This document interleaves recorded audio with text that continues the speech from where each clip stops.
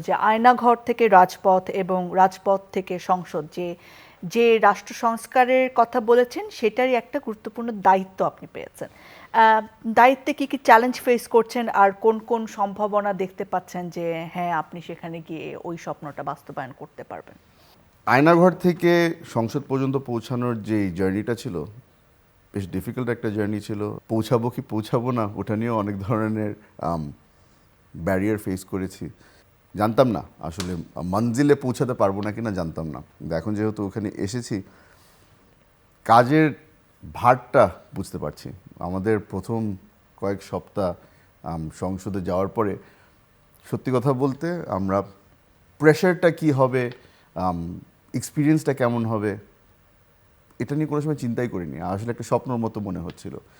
ছোটোবেলা থেকেই ভেবেছিলাম যে একদিন না একদিন বাবার মতো আমিও সংসদে যাব। কিন্তু যাওয়ার পরে রেসপন্সিবিলিটিটা যে কত বড় ওটা এখন বুঝতে পারছি।